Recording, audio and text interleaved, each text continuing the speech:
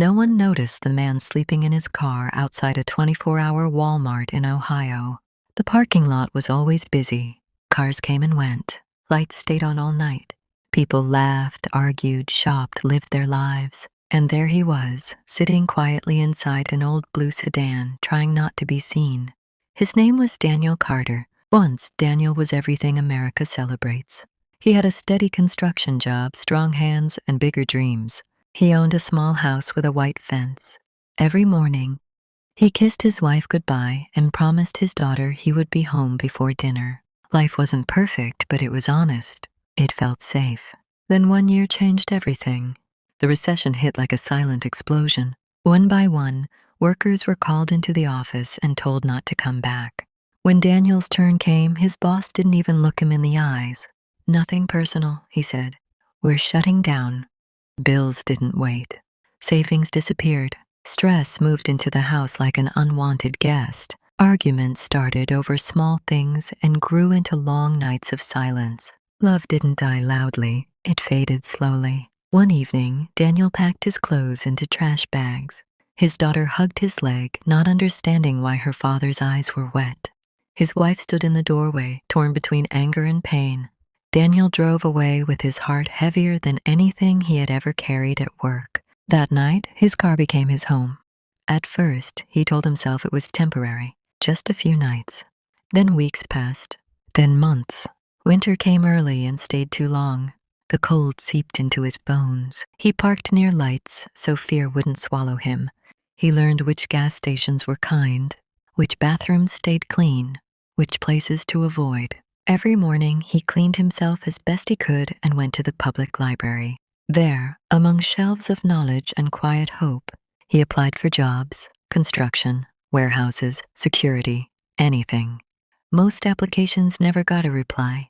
When they did, the answer was always the same: no. Daniel watched people walk past him every day. People with briefcases, coffee cups, headphones. People chasing dreams, unaware how fragile those dreams could be.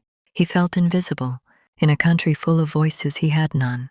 But every night, when the world slowed down, Daniel opened an old notebook.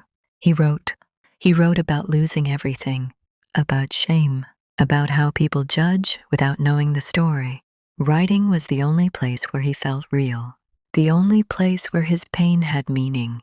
One afternoon, a librarian noticed him. Same seat, same notebook, same tired eyes but focused hands.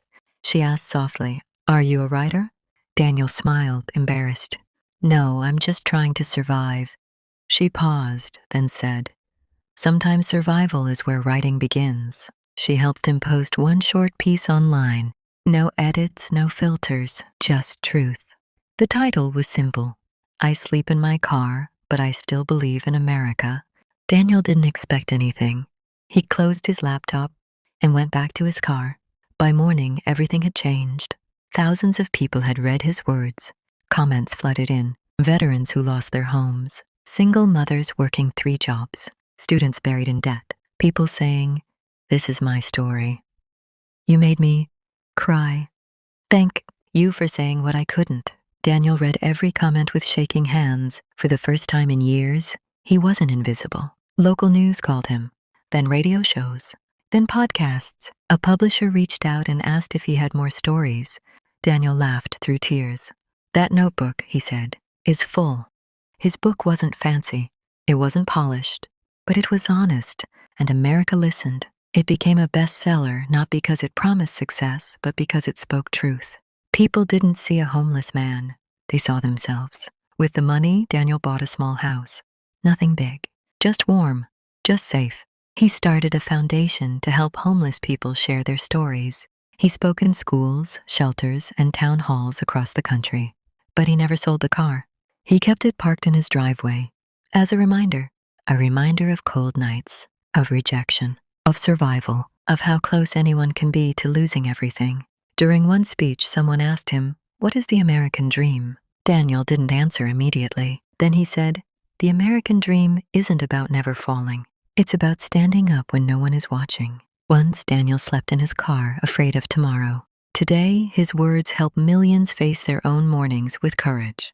Because sometimes the people we ignore are the strongest ones among us. And sometimes losing everything is how you finally find your voice.